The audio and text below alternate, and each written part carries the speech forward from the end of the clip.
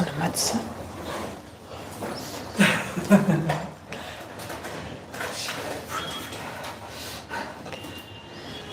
All right.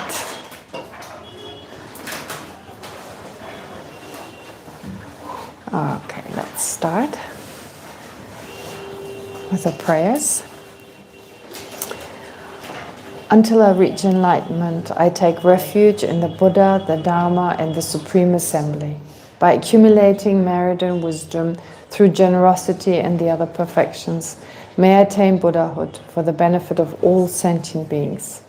Until I reach enlightenment, I take refuge in the Buddha, the Dharma, and the Supreme Assembly. By accumulating merit and wisdom through generosity and the other perfections, may I attain Buddhahood for the benefit of all sentient beings. Until I reach enlightenment, I take refuge in the Buddha, the Dharma, and the Supreme Assembly. By accumulating merit and wisdom through generosity and the other perfections, may I attain Buddhahood for the benefit of all sentient beings. May all sentient beings have happiness and the causes of happiness.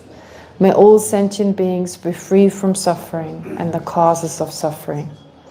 May all sentient beings never be separated from the happiness that is free from suffering. May all sentient beings abide in equanimity, free from attachment and anger that holds some close and others distant.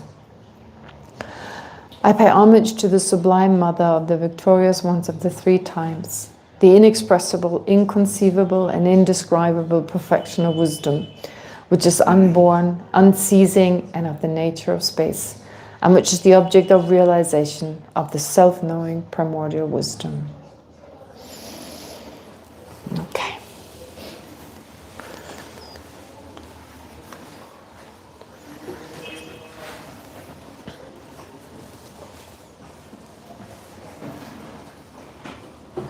Now with the new handout, I changed afflictive doubt. I wasn't too happy about it. With all the debates we had, I went back to the texts and slightly changed it, included some quotes. Yeah, so let's see. I'll just go through that again and then we'll continue with the rest where we got to. So that's 114 in the new material I sent you.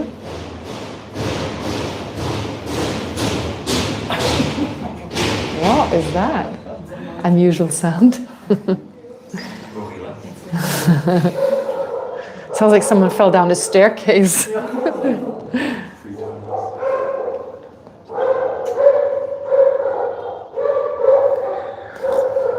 So afflictive doubt, two terms that are used, actually three, but the second is pretty similar. The two other ones are pretty similar. So in Tibetan, Tagegi Tetsum or Tetsum Nyumunchen.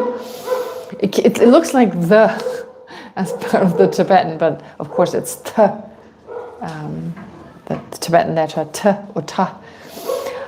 So that's a type of doubt, afflictive doubt, that primarily obstructs the attainment of liberation. Being an affliction, it mainly obstructs a practitioner from attaining that liberated state. It should not be confused with non-afflictive forms of doubt, such as wondering whether it's better to take the train or the bus. I don't know. I couldn't take the yak or the horse. I could have said that as well to be more classical, kind of traditional. But anyway, take the train or the bus, which is a neutral state. It's neutral. It's neither virtues nor non-virtues. And so last time Rika also, she spoke about some examples, and she's totally right, saying that sometimes if I don't know something, if I don't fully understand it, which of course is the case as you progress on the path, there's still a lot, there's going to be a lot that is not understood and doubt arises. However, in this case, it's a kind of doubt that, well, could be neutral, for instance, neutral type of doubt, as in like, I don't know, wondering, is this the cause of it? Is it something else? It doesn't really, it's not about, does it have a cause altogether or not? Does it have a karmic cause or not? That's a different matter. Yeah, anyway, so here there are definitely neutral states of mind and they're not afflictive doubt and they're not removed. It's also important to distinguish this kind of afflictive doubt from a virtuous kind, a very helpful type that arises in relation to foundational Buddhist topics such as emptiness. Stimulates logical inquiry and serves as an important element of spiritual practice. So yeah, it's good, we should have doubt. When we first encountered the Dharma, for instance, pretty sure we had a lot of doubt about this, that, and the other. So that's a good thing. It stimulates analysis, inquiry, and so forth.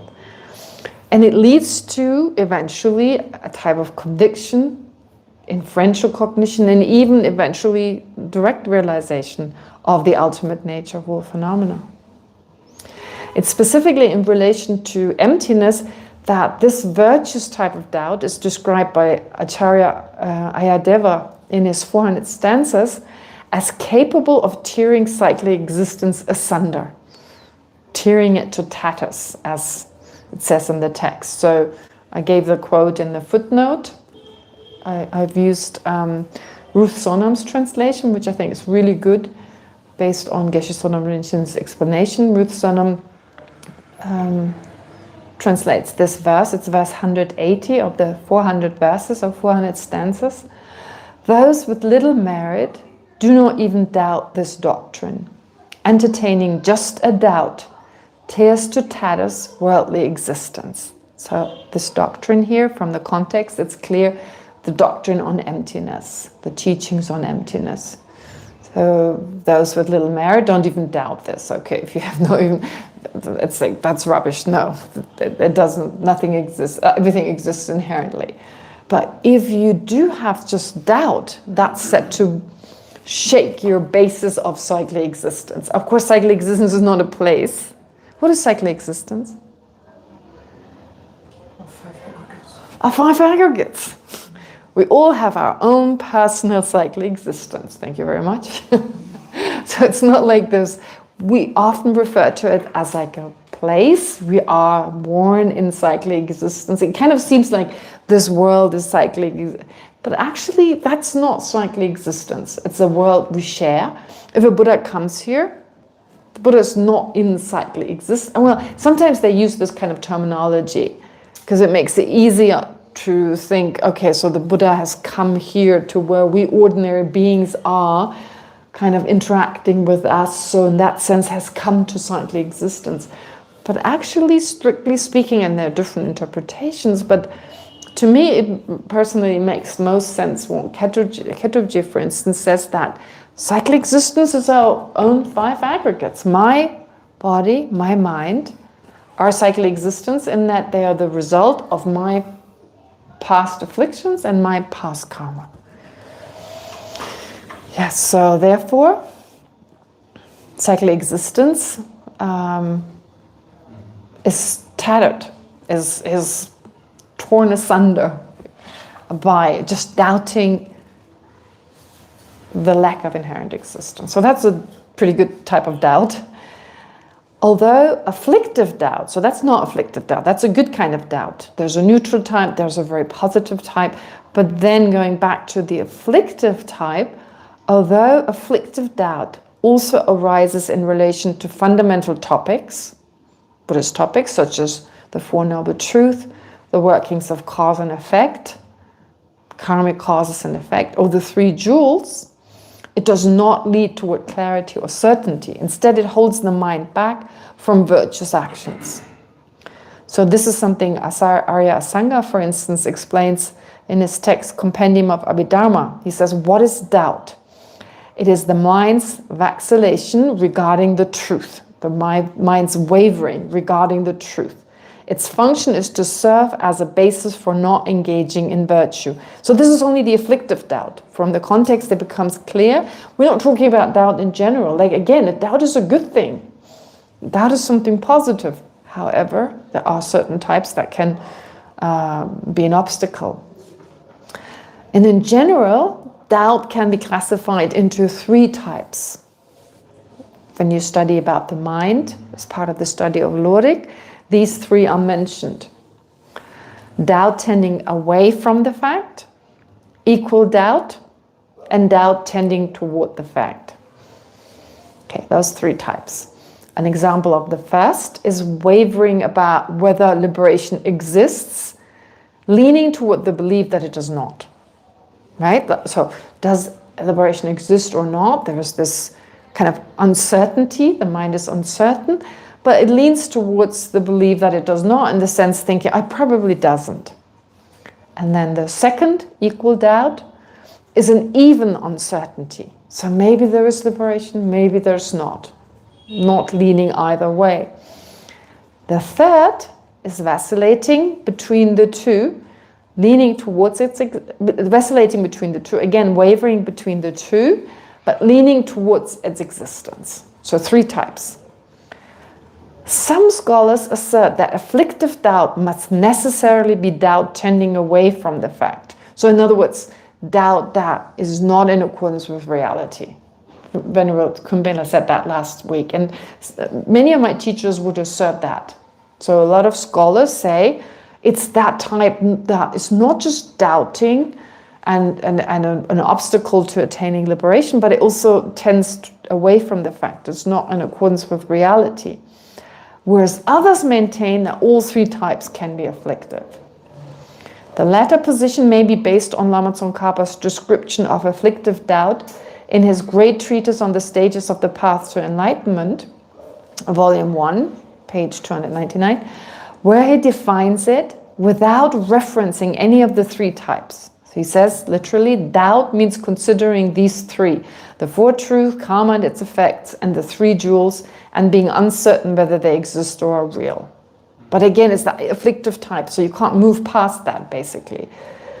And that is removed. So why did we discuss it last time? We had a bit of a discussion on this. Why does this need to be removed? Because especially the hindering type, the obstructing type, well, it needs to be removed already at the very beginning. It is already removed because it's pretty simple. I mean, it's not innate. We're not born with that type of doubt. It's acquired. Now, the word intellectually acquired, I changed that. I don't like the intellectually part. I changed it to acquired. So it's easy with find and replace. So if you wonder why it's all gone, I don't know, 50 times or something it's been used in just this handout. Acquired is better. So we're not innately, we don't have that tendency since we were little to doubt something. I mean, first we need to learn about what is it. That which is doubted, of course, is, for instance, liberation and so on, which is why, it's something acquired. Similarly, of course, holding inferior kind of ethics and inferior spiritual conduct as superior. We discussed that last time about, I don't know, making animal sacrifices or engaging in extreme asceticism, considering that or believing that to be a spiritual practice that leads to enlightenment or to liberation. Well, that is a view of this third kind of view, holding inferior types of ethics and spiritual conduct as superior. Okay, so anyway, and then of course there's self-centered, not self-centeredness, there's the identity view. There's grasping at the inherent existence of the I, the intellectually acquired type. You also remove that on the first ground of a bodhisattva. That's gone. Those three, but of course a lot more than that. But again, what was the reason given by Lama Tsongkhapa, or actually by our Acharya Vasubandhu? Why are these three? So the acquired view holding on to the inherent existence of the I, that is eliminated on the first ground. Then this afflictive doubt, plus the mind that holds on to inferior morality and inferior spiritual practices as supreme or superior. Those three are removed for what reason? Why is it?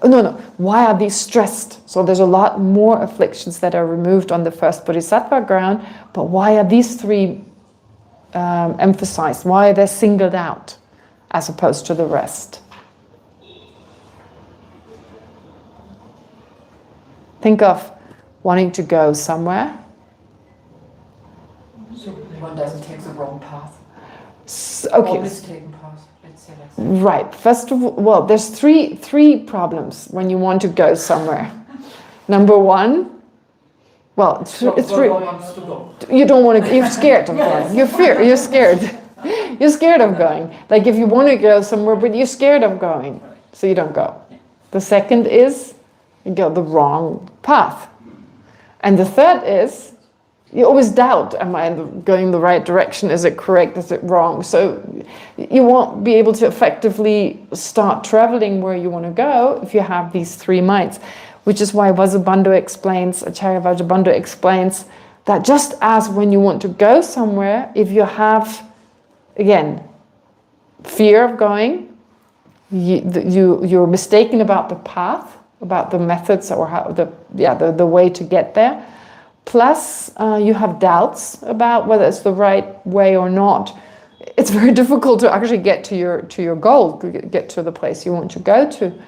Similarly, here. Having a quiet identity view, it's grasping at the inherent existence of the I.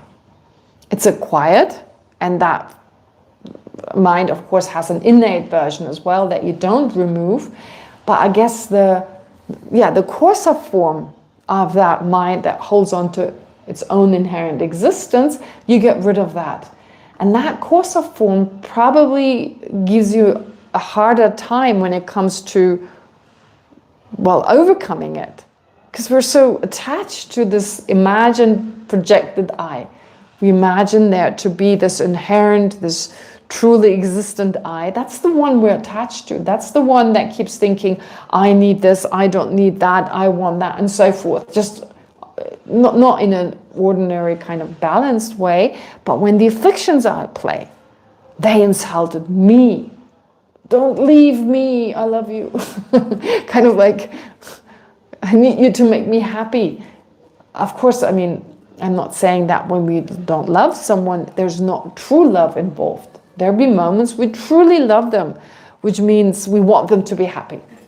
But there are times when attachment is in the forefront. Attachment is active, kind of like, make me happy. So it's a mixture. It keeps changing, it alternates. But the point is, every time an affliction arises, whether it's anger, resentment, attachment, envy, whichever it is, the sense of I in that moment is always exaggerated. It's always projected. It's always a wrong sense. There's an inherently existent I that at the very last, well, at least it appears, I want this, I don't, or it's actually actively apprehended as inherently existent. So then liberation for that mind that perceives an inherently existent I, it's scary. Attachment to an inherently existent I causes us to be scared of liberation. You don't want to lose that I. Well, you can't lose it, it was never there. It was never there. We imagine there to be this inherent solid I. And then on top of imagining it, we get attached to it. It's interesting, right? I mean, there are really beautiful examples how that works nowadays. It's kind of a bit of a stretch, but if you get attached to someone else, I mean, we get attached to the I, but we also get attached to other people because of our attachment to the I. And then let's say you go online, you join some kind of chat, and you meet this dream person, right? Some guy or some woman, whatever your preference. And so you start chatting with them. You know, you've never seen them, you've seen their photographs, or you think that's what it is. Giving away some part of it. So and so you're falling in love. It's happened again and again. In fact, it happened in India once. It happened in India many years ago. I remember Geshe Kelsang talked about it. There was a young man who fell in love with a girl online, and they chatted, and he fell head over heels in love with this particular woman. And then before long, they were discussing marriage and so forth. And then one of her brothers got involved and said, what are you doing? This is illegal. You're promising my sister marriage. You're deceiving her. I'm going to go to the police. And he got really worried. I don't know what law he broke, but apparently, there was something. He was somehow scared. And so the brother said, well, I keep silent if you give me money. So he basically blackmailed him, and he had to pay a lot of money. In the end, it was so terrible for this young man, he killed himself. That's the tragedy of it. And it turned out there was never a girl. There was only a guy pretending to be. So, but I'm just saying, it's not unrealistic. It does happen. But like going back to the example I gave earlier on, so in that case, you're like so infatuated by that person. You're so in love with them. You keep chatting, and even though you've never seen them in person and you've never heard their voice, or maybe you did hear her or his or her voice, but anyway, eventually you find out either they don't exist, it's some AI or whatever, or it's some, I don't know, 75-year-old, whatever, really not your dream person, male or female, whatever. So in that case, what happens to your attachment? Right? I mean, it's going to linger a little bit, but it crumbles. The fact is also our attachment worked perfectly fine imagining this person. None of what our attachment perceived was actually there. In this case, it was a total, let's say it's an AI, right? It's an AI that is just somehow programmed in such a way to give you the illusion there's this actual person. There's no one there. And you dream up what you would do with this person. You go out with them and have a lovely time, and you can go on holidays and get married and you have kids. So this whole story that you make up in your mind and not there. Well, actually our attachment is very similar in the sense that even if the person exists, our attachment perceives this person in an exaggerated way. It's not rooted in reality. The way our attachment perceives that person is that they're inherently wonderful. There's an inherent I. There's something really intrinsic. And that I will bring me happiness. Right? It will bring me happiness. That person is so wonderful. We see their positive qualities as one with the person. We don't see the negative qualities when there's attachment. I mean, or we see them, but they're like, who cares? They don't bother us. We're just obsessed about the positive. So we're imagining this person's not actually there. That's how attachment works. So for the other person, it's like that. And for ourselves, it's like that. We're attached to ourselves. But that attachment that is attached to the I perceives something that is totally impossible. And it's these emotional states, such as attachment and anger and so forth, they're so effective. They affect our entire life. They affect our entire life. Last time I spoke about this, like Rika, she talked about, well, I kind of know certain things. But that is true. We know, we kind of cognize certain things, we know. But there's oftentimes a gap between what we know intellectually and how it feels. I gave the example, of course, of our own mortality. Yeah, I know I could die anytime, but it doesn't feel like I will because I'm too busy. I've got a lot planned. It's not going to happen because my whole next year is planned, so no way. I know it's not like a rational thought that we're even aware of, but it feels that way, right? So it's like, you really think you're going to die tomorrow? No, tomorrow I've got an appointment, kind of like, I'm busy. So therefore, there's this gap between the two, and it's whatever happens to us, the way we live our life, it is mainly controlled by our affliction, by our emotions. And unfortunately, many of them are destructive. Attachment, anger, resentment, and so forth. They govern our actions, right? Our attachment to the I, a huge one, always described separately as self-cherishing or self-centeredness. But then, of course, attachment to other people and so on. Okay. Therefore, going back to what I started saying was, okay, so our way of looking at ourselves, our attachment to an I'm so important, I need this, I don't need that.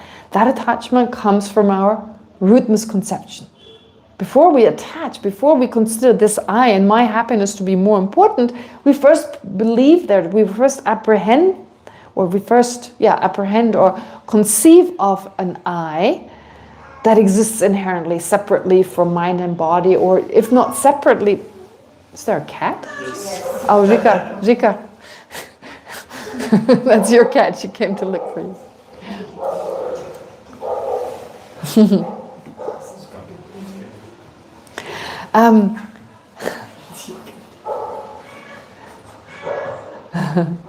So anyway,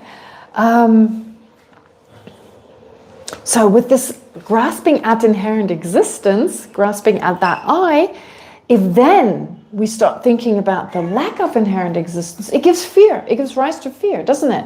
We're scared. Like, that's what happens when you meditate on selflessness. You search for that I, you can't find it. And people experience at least a sense of discomfort, fear, or disorientation. Remember Banu, she talked about it in the discussion group. She said, I felt worried, I felt disoriented. Where's the self? Of course, we're so used to it, we're so familiar with it.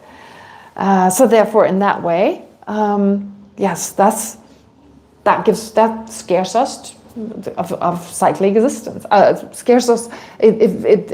scares us to become liberated. So that's where the fear from liberation comes from. Secondly, we may go the wrong path. Okay, so if we're willing, we don't have that fear. Okay, so I'm willing to go. Okay, I want to go, but I may go the wrong path.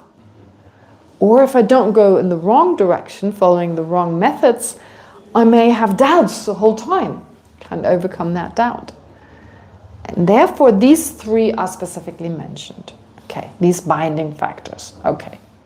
Yeah, so not wanting to go, choosing a wrong path, and harboring doubts about the path, it says in the Treasury of Abhidharma, these obstruct the journey to liberation. Therefore, these three are stated. They're singled out. All right. Then the third quality. Okay, so now, all right. Then we're still talking about the different qualities that a bodhisattva on that first ground attains. Having experienced emptiness directly, one thing is, of course, as I just mentioned,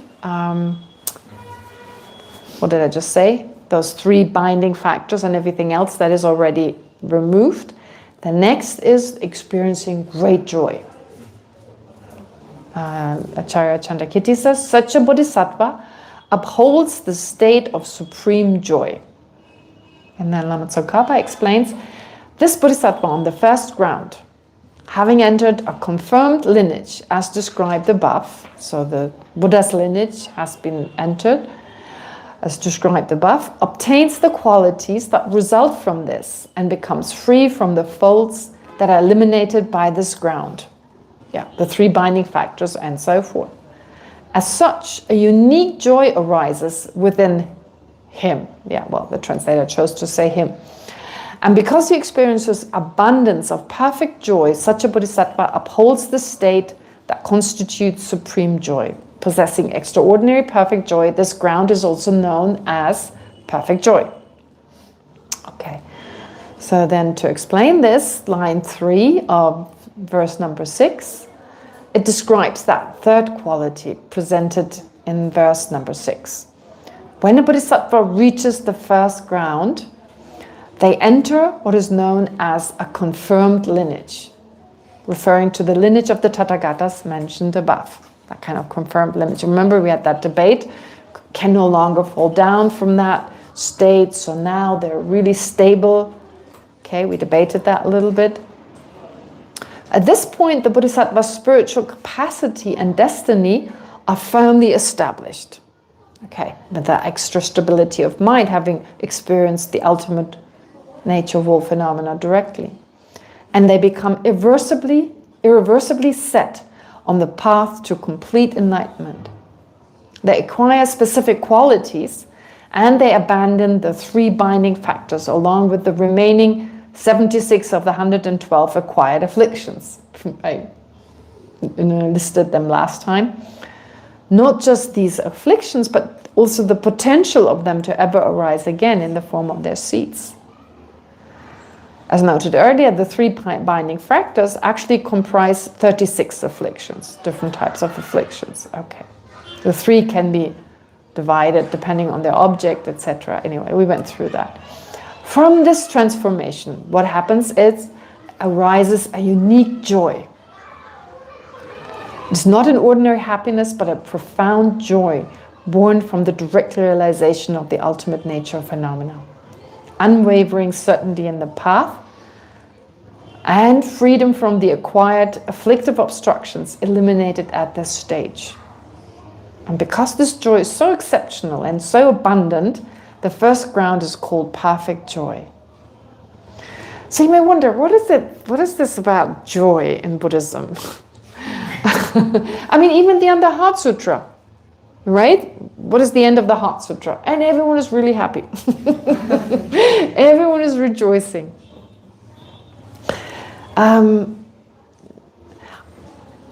Of course, liberation is talked about as a state free from suffering, and implied by that is an incredible state of peace and satisfaction.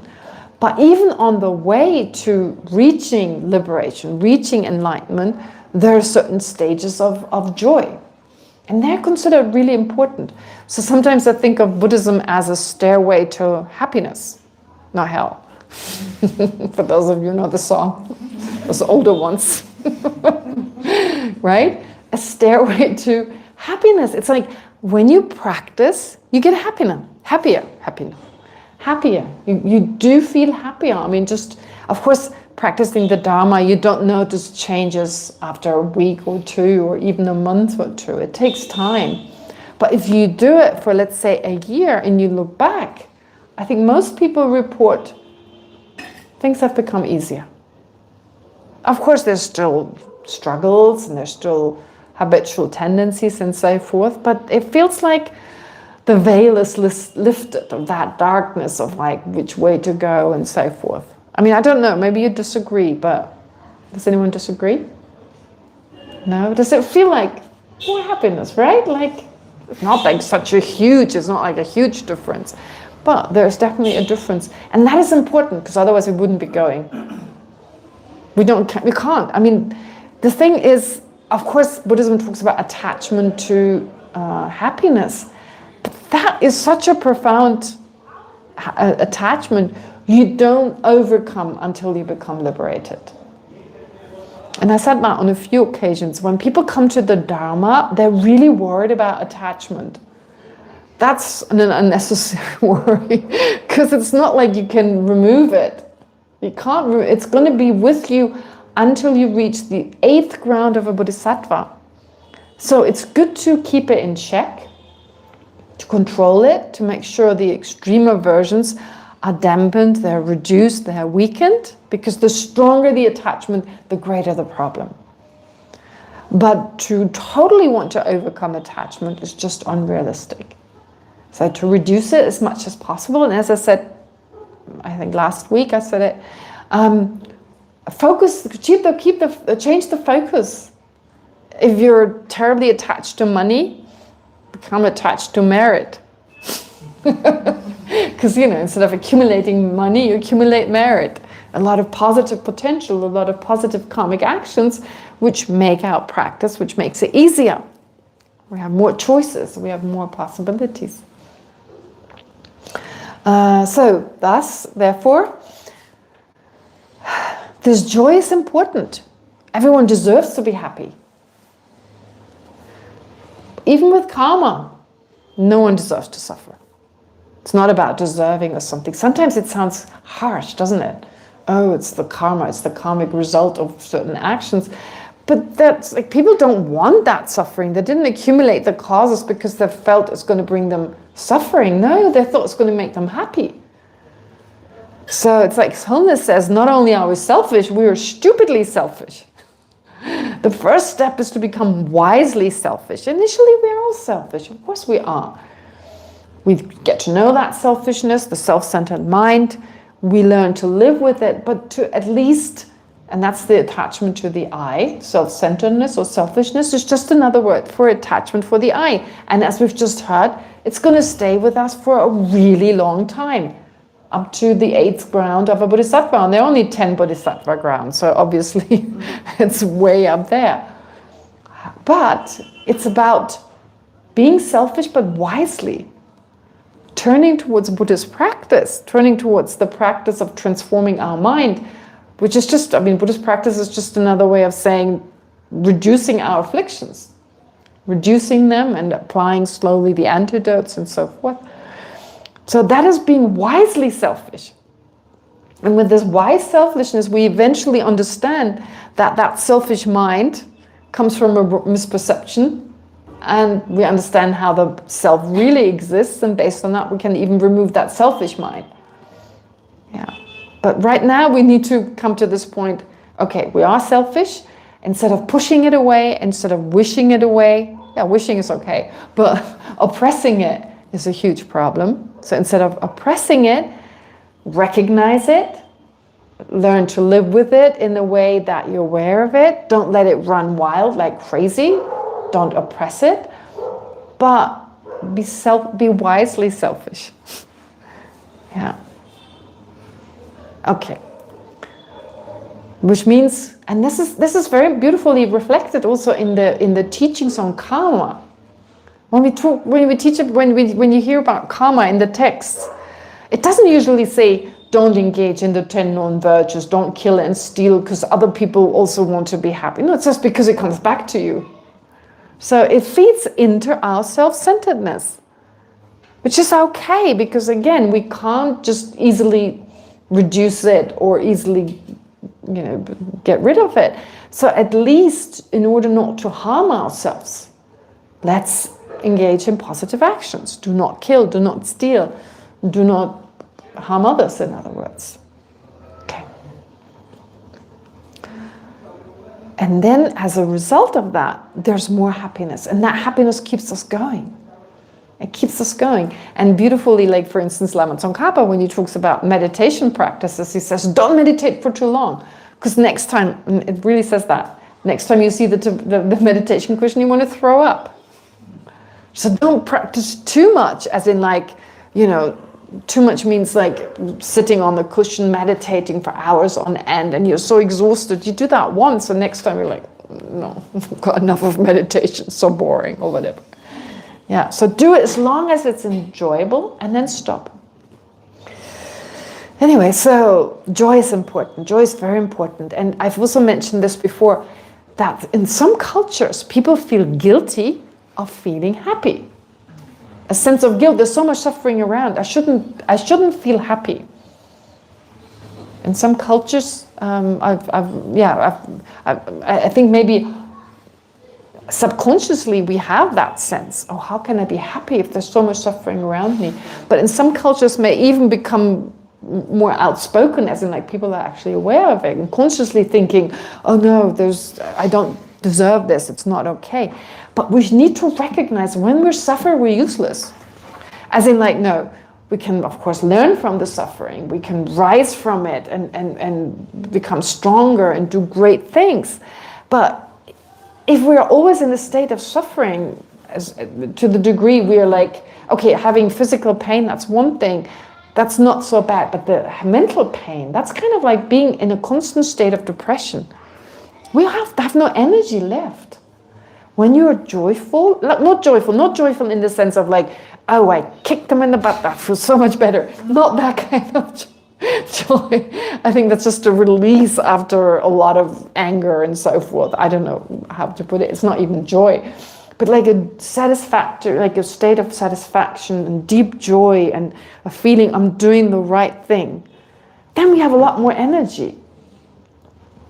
Yeah, so again, we need to define the joy a little bit, but not like always wanting and always feeling I'm not getting what I want and I don't like myself and others are so annoying. That's just such a frustrating state. It's such a miserable state. we don't have much energy. We'd be so drained at night that we probably need more than just 7-8 hours. I always find it very interesting that some of the High Lamas don't need very much or no sleep at all. And I believe that has to do with the fact that they're not controlled by their afflictions. I think they reach the state, even if they still have afflictions, you can still have them, but not be controlled by them. So they maybe pop up in a really subtle way and you right away apply the antidote and they don't bother you.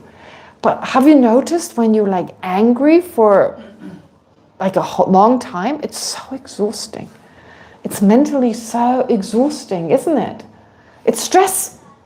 In the Buddhist scriptures, they say it destroys your peace of mind. I think a modern term would be stress. Anger is stress. Resentment is stress. Attachment is stress. And I think we have to sleep. The more afflictions we've experienced throughout the day, the more we need our rest at night. Our mind, when it becomes subtler, the afflictions don't affect it. So it goes into a subtler state where maybe, it just regenerates itself. I don't know what the reason for it is, but it's so curious. Lama Zopa Rinpoche did not sleep. No, he didn't sleep. I had that one experience that I was with Rinpoche. He taught the whole night. And we were like, ooh. And then you come to a point you can't pretend you're awake. He taught the whole night, and then the next morning Rinpoche was out and about, walking around, meeting people. He was as if he had just slept for 8 hours. And all of us there, we wanted to say goodbye to Rinpoche. He was at Tushita. So we spent the whole night with receiving these teachings. So I didn't doze off then, but just waiting there for Rinpoche to leave, right? Not in a negative way, but to see him off, right? I was just like, I can't pretend. And Rinpoche was as fit as a fiddle. Racing back and forth, seeing people, and then leaving. And then the people in the Jeep, they never saw him, nod off. She was reciting prayers and so forth. So Rinpoche just didn't sleep. He did things the whole night. Great, these extra 7-8 hours, that's a lot of time saved. But yeah, no need. Okay, so therefore, joy is important, that peaceful kind of joy, which is a very good counterforce to afflictions. Yeah, and it's not that kind of like, oh, this blissful state, I'm getting attached. It's more like an inner joy that does not depend so much on other things, and doesn't give rise to attachment. However, the special joy arises only in the post-meditative phase of the path of seeing. During the meditative equipoise itself, the direct realization of emptiness, there's no experience of joy. That seems curious, right? What? When you experience emptiness, you don't experience joy? No. This is because that meditative equipoise is described as an actual absorption of the fourth concentration. And it's owing to this extremely refined and stable focus, and owing to its extremely refined and stable focus, it is accompanied only by a neutral feeling. So the different levels. Okay, I'll explain this here. So this meditative equipoise, now think, when the Bodhisattva reaches the first ground, they realize emptiness directly for the first time. That marks the attainment of the first ground. Okay, so the meditative equipoise that marks this attainment, it's a union, it's a mind that is a union of tranquil abiding, so extreme focus and special insight. Directly realizing emptiness. So it's very, very focused and very clear mind that experiences ultimate reality. But because it's a newly arisen direct realization of emptiness, such a union cannot pertain to the desire realm. A desire realm mind is our ordinary day-to-day mind. In some commentaries it says later on, when you realize emptiness directly, you could even have just an ordinary desire realm mind, because it doesn't matter. But And in the beginning level, bodhisattvas, they have already reached all the different types of concentrations. Some of them, the 8 concentrations they choose the 4th one. Okay. So anyway, since it's the newly direct realization of emptiness, it cannot be just a desire realm mind, which is a lot more distracted. Later on, if your concentration is really stable, even if it's a desire realm mind, it doesn't make much of a difference. But here in this case, it must belong to what's called the form realm. Of the 3 realms of existence, desire, form and formless realm, it's a form realm. It's a form realm mind. In general, there are 8 types of refined meditative consciousness associated with the form and formless realm. Those 2 realms of existence. The 4 concentrations of the form realm, in ascending order of refinement, are the 1st concentration, 2nd concentration, 3rd concentration, and 4th concentration. It's very simple. Terminology, you remember the terminology. Each more focused and stable than the preceding one. Beyond these 4, even more refined, are the 4 levels of the formless realm, called limitless space, limitless consciousness, nothingness, and the peak of cyclic existence. That is the most focused mind you can get in cyclic existence. Each of them representing an even more intensified level of meditative focus. So those are the different concentrations at hand. All of our minds can develop these. They all have the capacity, but we don't want to. That's the thing. If we wanted to, we could attain them. And bodhisattvas do attain at least the first 4 on the path of accumulation and path of preparation. So bodhisattvas attain the 4 absorptions of the form realm prior to entering the path of seeing. Yes, I've mentioned this before, that bodhisattvas absolutely have to reach these higher levels of concentrations. But it often comes up because a lot of people really like these meditations where you just focus one-pointedly. They do a lot of shamatha, which you need, and their argument is we need it. We need it one day, we need it to once you reach the bodhisattva level, you need it. But there's a problem with that. They get attached to it. Why? Well, because first of all, it's simple. You don't need to learn much. You don't need to, you just do it. So it's not simple as in but you don't need a lot of explanation. You need some, but it's not like years and years and years of study, for instance. And secondly, all your worries are gone when you're single-pointedly focused. Any kind of worry, any kind of anxiety, if you're really single-pointedly focused, that's like a vacation. Right? Like in the West, we take vacations, we go to a different place, and somehow once you reach a different place, your worries from home, they're usually gone. I'm pretty sure if you stay there for long enough, they return. That's the thing. It's funny, isn't it? You go to a new place, a different place, and for a few days, it's all new, the old habits, they just don't arise. But sooner or later, catch up with you because it's the same mind, and they come through again. But similarly to taking a vacation, usually people in the West, they don't go for years on end, their work. So they go for 2 weeks, 3 weeks, 4 weeks, and then they return home. And it's a relief from all the stress, from all the worry. So similarly, I think doing a shamatha retreat, if you're really focused, it's like a vacation from your distractive mind. None of the things that worry us. Are you always aware of the worries that we have? We're oftentimes not even aware, right? Unless you have mindfulness, introspection, strong introspection. Okay, you could make a list from this morning, 8, whatever, until now. What were my worries? What were the things that bothered me?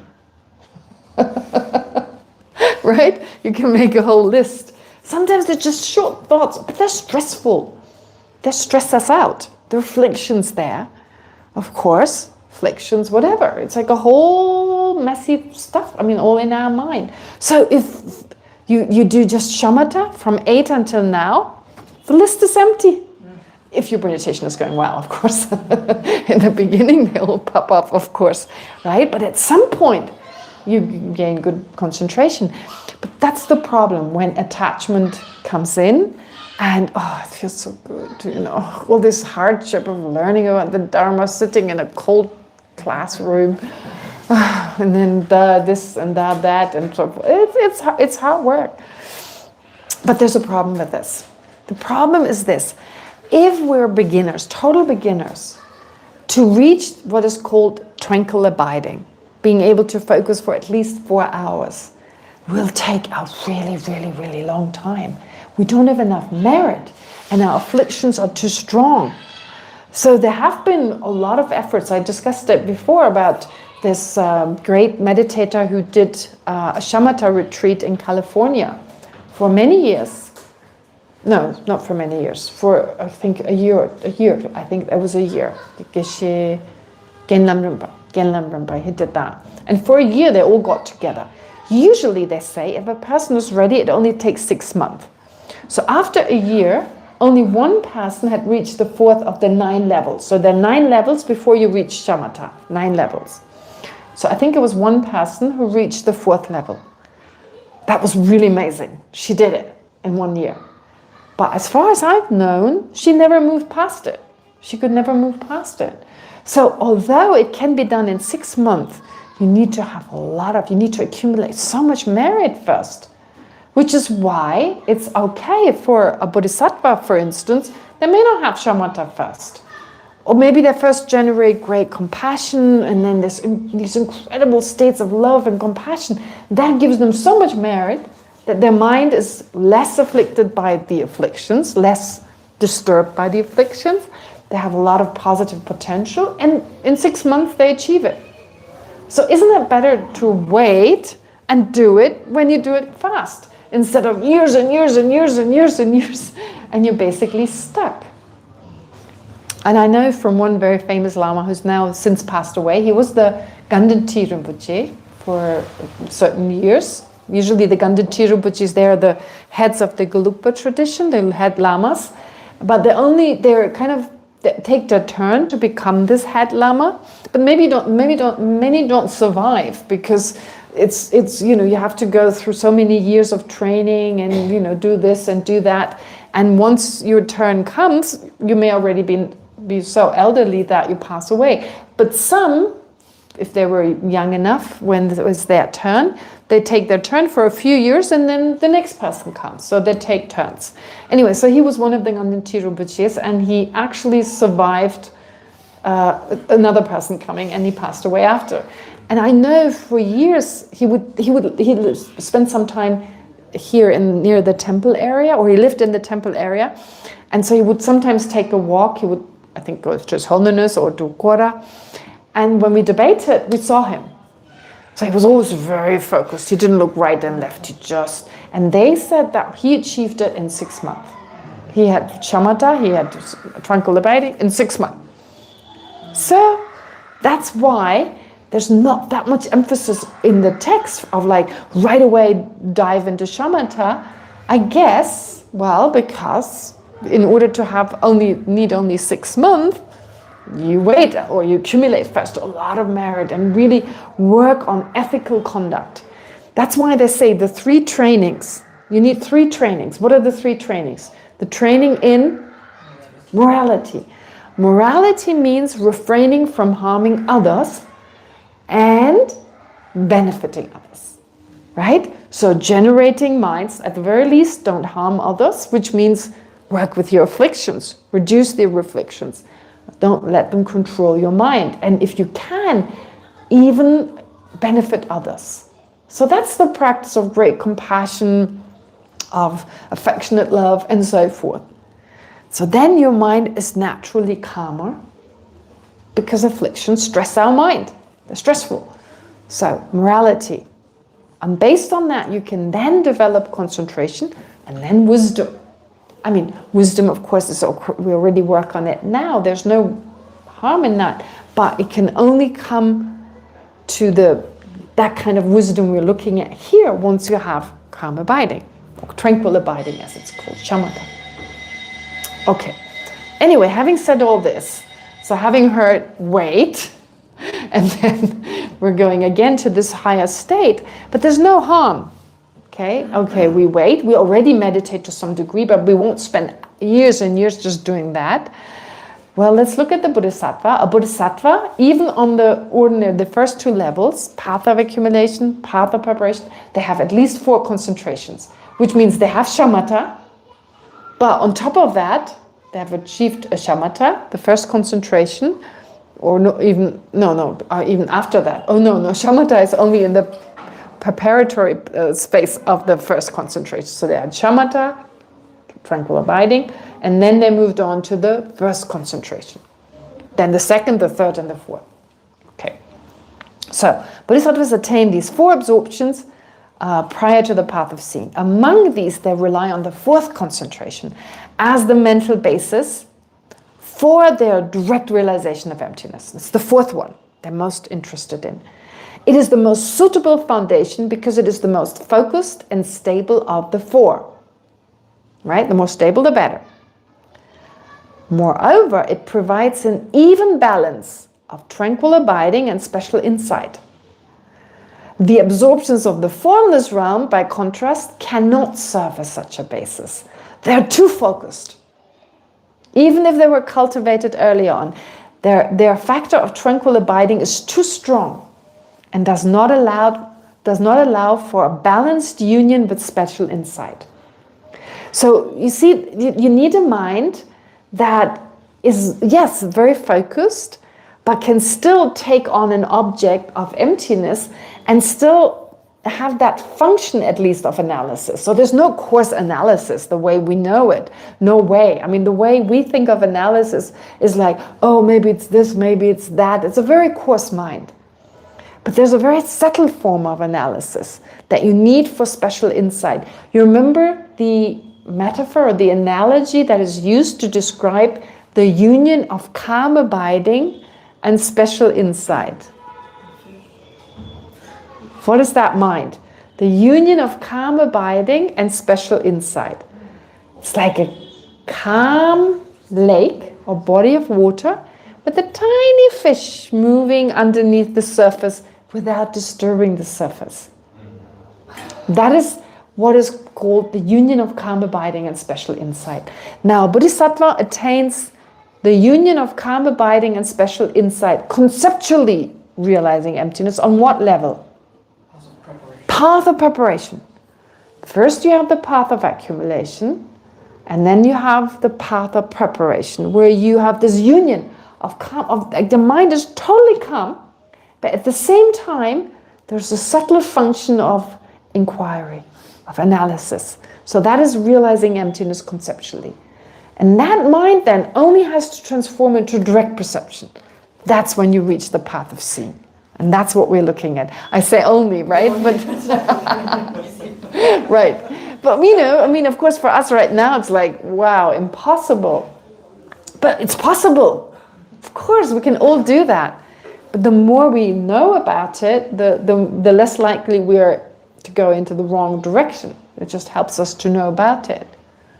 So the point is that once you reach that direct realization of emptiness, you can change between the different minds. First concentration, second, third, fourth. Don't ask me how they do that. But they adopt a 4th concentration, right? That kind of mind. And then they focus on emptiness.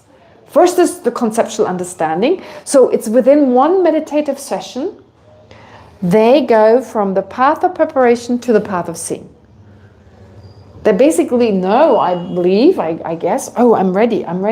Oh, it's about to pop up. It's about to become a direct realization, right? I don't know how. I mean, I'm just imagining it. I mean, with the more introspection you have, and that's part of our practice, introspection, alertness, mindfulness, the more you become aware of what's going on in your mind, doesn't it?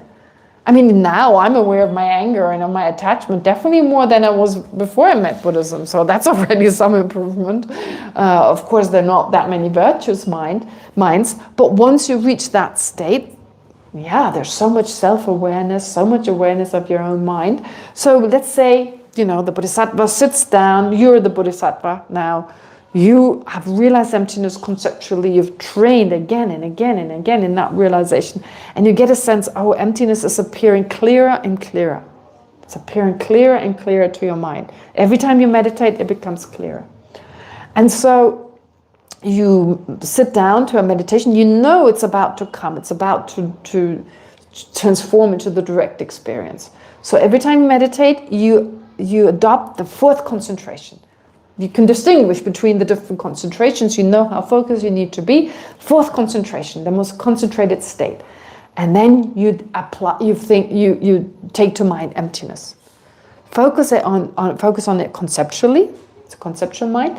And because of your force of habituation, it transforms into direct realization. You experience it without concepts, without what's called generic image, just the image of emptiness by way of which you can get at emptiness. No, it's emptiness itself. You taste it, you experience it directly. And that must be a fourth concentration because of the four, you have all four already. And since it's the best of the four, you choose the best.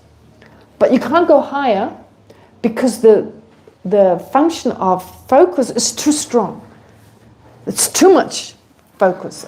And so the tiny fish can't move. It's almost like the lake becomes ice. Okay, you take that analogy. So it freezes over, there's no movement. Yeah, it's too intense in that case. Okay, so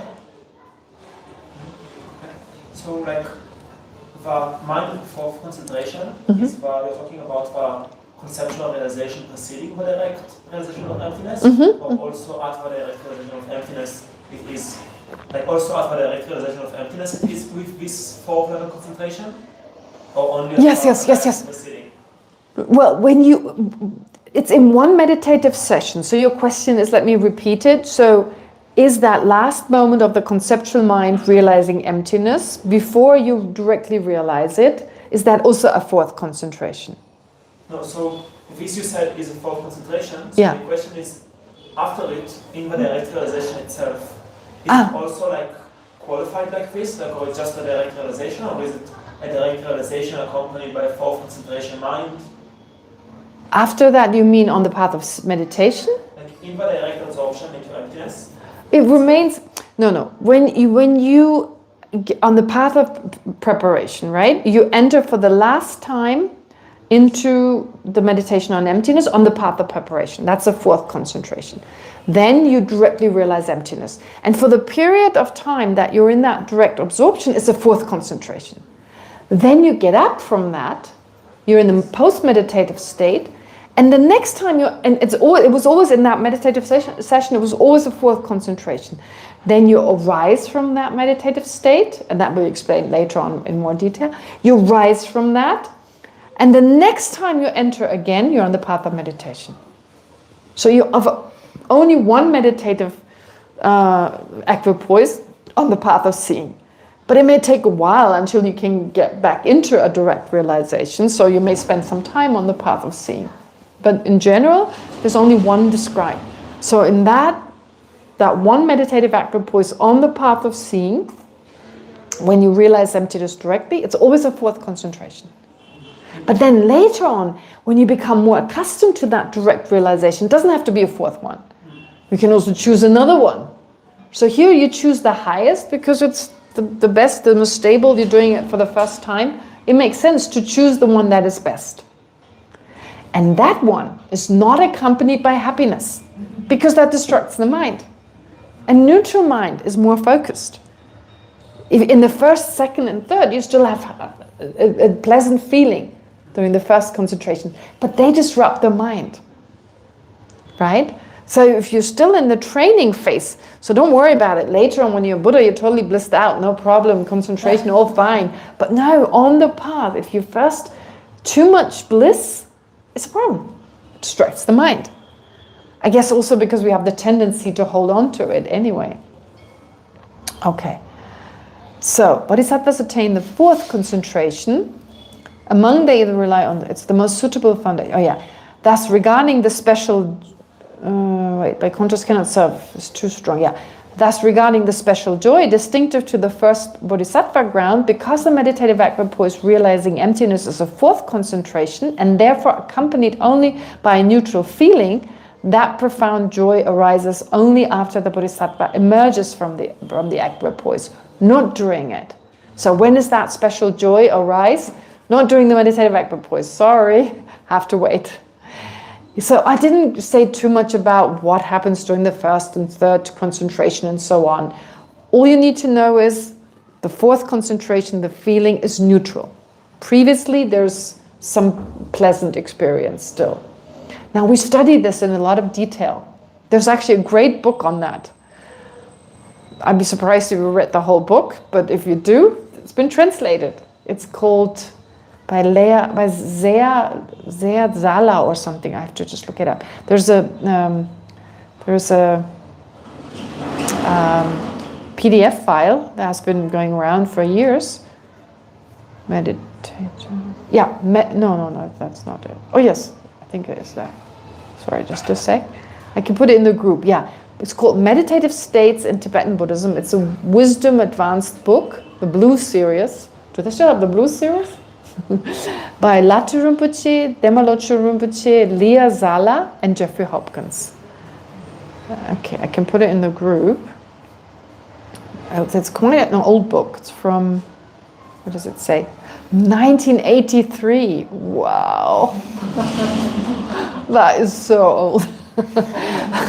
But no, I mean, considering, it's incredible. But it's such a good book. There are actually two. I'm going to put them in the group.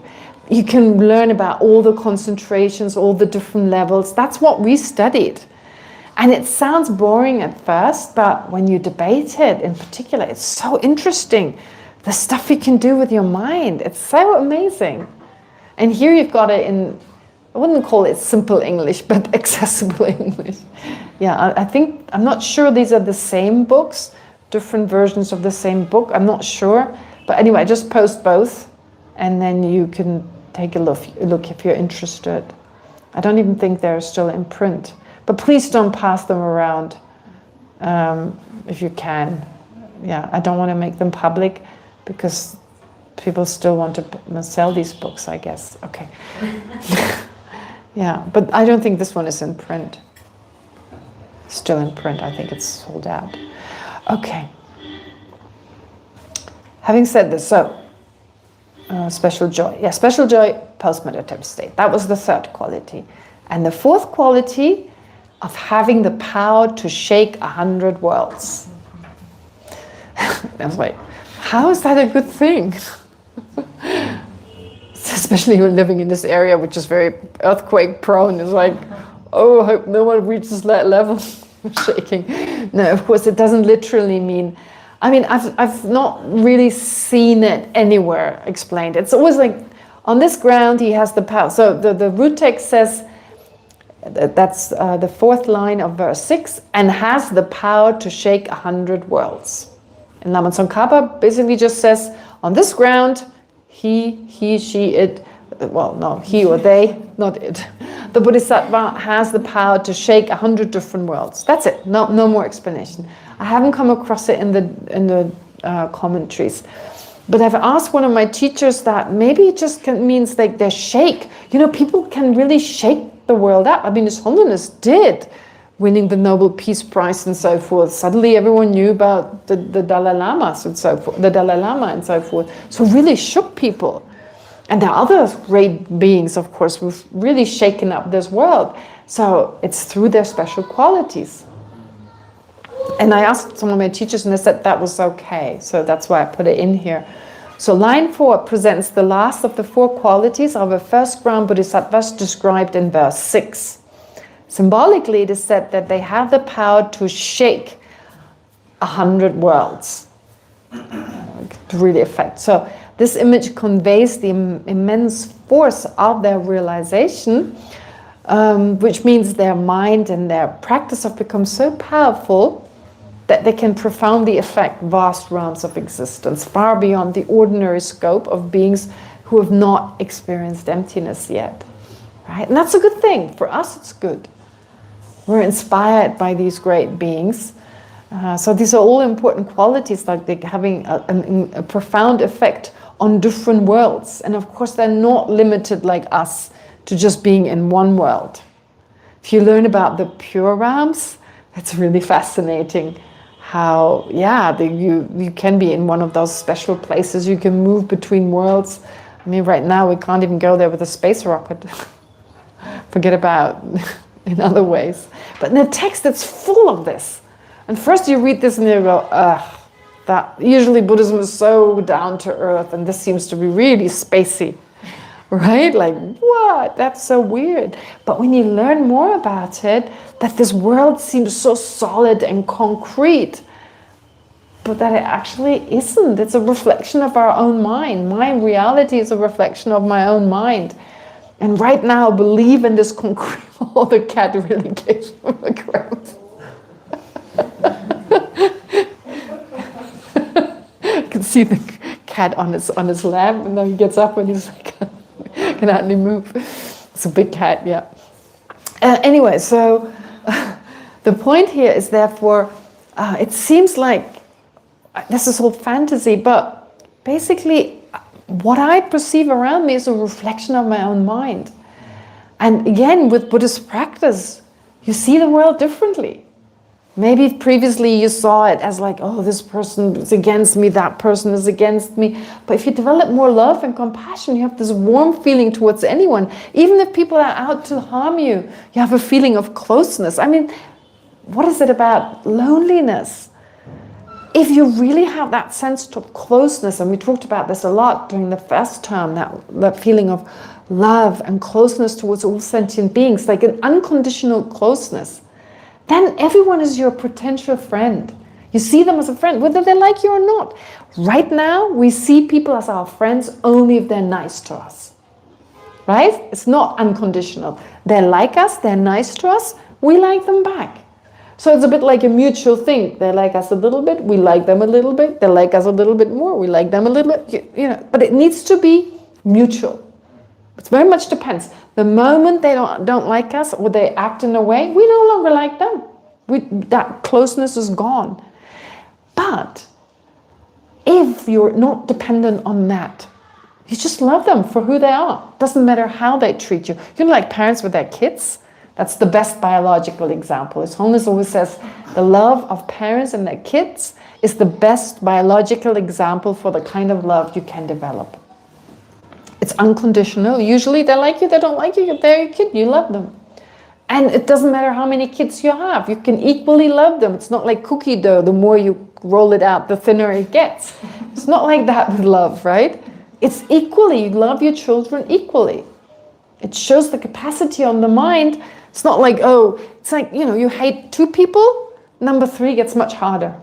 Number 4 gets even harder. If you really hate someone, it's so exhausting, right? If you hate one person, you make up with the other one.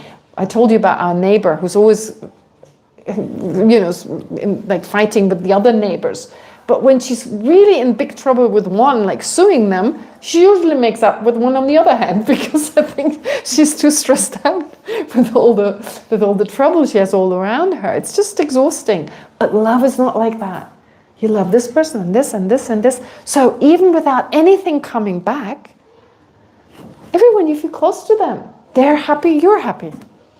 Because you have that feeling of love. You just want them to be happy. You feel close. If you feel close to someone, you naturally want them to be happy. We feel closest to ourselves, and guess what? We want ourselves to be happy. So then if you feel close to others, you want them to be happy. And even if they don't like you, if they're doing well and they're happy with each other, you don't feel lonely. You're so happy that they're happy. Usually loneliness feels like, oh, they're so happy and I'm like left out. You don't feel left out because you enjoy their happiness. You're part of that. Right?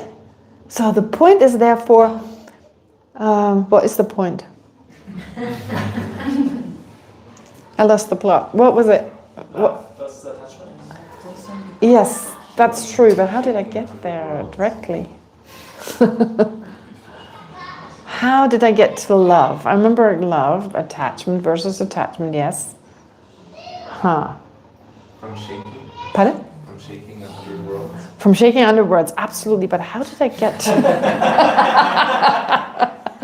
from shaking to, okay. They inspire us, their love inspires us, right? It's important. So many, I talked about, it seems like such a fantasy. Oh yes, oh yes, oh yes, okay. So, what I said is, it seems this concrete world, how could you leave it? How could you go to another world and be anywhere else? However, when we learn about the Dharma, we better understand that all this is a reflection of our own mind. We see the world differently. We relate to other people. Not everyone is an enemy, but everyone is a potential friend. So our attitude changes, the world changes, and then it makes more sense to think, wow, this mind, the world I perceive is just a reflection of my own mind. I mean, I think we all had days when we were in such a good mood, and we walk out and people were friendly, versus a day when we were grumpy, you know, and then people were also, because they can probably subconsciously read it on our mind, and they feel like, yeah, so we had those days. Again, our mind also affects how the world reacts to us. And it makes sense that we perceive the world differently, and this idea that we can be in different worlds and travel to different worlds becomes much more of a possibility. When our mind no longer grasps it in that narrow-minded way, it's the way it appears to me. Okay. Yeah, so right now, I mean, for me, like having learned about this so much, you get so used to these ideas, and it opens the mind actually to these possibilities. For some of us, for some of you, it may still feel like, oh, that's just a fantasy. But trust me, when you learn this a little bit more in detail, it makes perfectly sense that all this is possible. The possibilities of our mind are incredible. That's why it's also so important to study all this, because then you realize, I can do this. I can do all this. So why am I limiting myself in such a stupid, idiotic way, right? Usually we do. Why not explore these incredible possibilities? Anyway, okay, so great joy and shaking worlds. Then the next verse describes three qualities. So these qualities, there are 8 altogether, covered already 5. Someone asked about this meaningful title. Oh, I'll go through it in the, like, meaningful title. That is such a weird, that's one of the qualities. A bodhisattva gets a meaningful title. And I was thinking later on, yeah, the translator calls it title, but it's actually name. So title is a bit like, gets a title, who cares about, you know, like bodhisattva shouldn't care about titles. But it's really just name. Basically, it's a name, a meaningful name. And so someone asked, who gives them that name? And basically, I don't remember, I think it was Banu saying, like, what's the point, basically, right? And I thought, yeah, she's right. Like, meaningful title, like, who cares? The bodhisattva doesn't care, the rest of the world doesn't. No, but it's like this title is given to them by an enlightened being. Look how far they've gotten. And it's inspirational for us, because it's not about a title as such, for the sake of nothing. I mean, it's not given arbitrarily, but it's pointing out that this is possible, right? Telling us this is called an ultimate bodhisattva. They've reached this level. You can all do it. So it inspires us in that sense. So these names or these descriptions that the Buddhas give when it comes to these bodhisattvas, it's important for us, even though it's far beyond, but still it's important. Yes, anyway, so 5 we've covered, 3 left to go. The first 3 lines of verse 7 describe another 3 qualities that are said to beautify a bodhisattva, that adorn, that enrich a bodhisattva, and that help us to be inspired. Bodhisattvas who've reached the first ground. The first quality is of proceeding to the next grounds. That seems also like what? Why is that mentioned? Of course they step on to the next ground, but it becomes so much easier now. So stepping on, so Acharya Chandrakirti says, stepping on from one ground to another, the bodhisattva, he travels perfectly to the higher ones. Okay, it becomes more effortless. So rejoicing greatly, so Lama Tsongkhapa explains this line to mean Rejoicing greatly and stepping on from the first ground to the second ground, the Bodhisattva travels perfectly to the higher grounds. So it becomes easier and easier. Remember I talked about this before. In the beginning of Buddhist practice, it's like riding a bicycle in the jungle with all these roads, with all these roots and potholes. It seems like you fall off and you get on again. You take 2 steps forwards and 5 backwards. It feels that way. But it becomes smoother and smoother and smoother until you hit the highway where it's just a smooth ride. So for someone on a certain level, it becomes not effortless, but there's not the same effort involved. So stepping higher and higher. And in explanations of these 3 qualities and outlined in verse 7, the first is that upon reaching the state, a bodhisattva is set firmly on that irreversible forward trajectory. It becomes, more and more faster, I wouldn't say, but there's less effort involved. Their progress toward the higher grounds is assured, definitely, and the path unfolds without significant obstacles. Yes, so obstacles, yes, still arise, but they become lesser and lesser. So let's be realistic. Even the Bodhisattva faces obstacles, but the earlier levels experience more obstacles. This is even true for us in the very beginning when we came to the Dharma. There were definitely more obstacles than later on in general. So from this point onward, their journey is one of continuous ascent, each ground giving rise to the next without any possibility of regression. All right, that's the first quality. And the second quality is overcoming rebirth in the lower realms. So in suffering existences, like no way. So at that point, the path to all lower realms are blocked for him. That's what Acharya Chandrakirti says. So at that point, the path to all lower existences are blocked. When the first ground is attained, at that point, Lama Tsongkhapa explains, for this bodhisattva, the path to all the lower realms are blocked or have come to an end.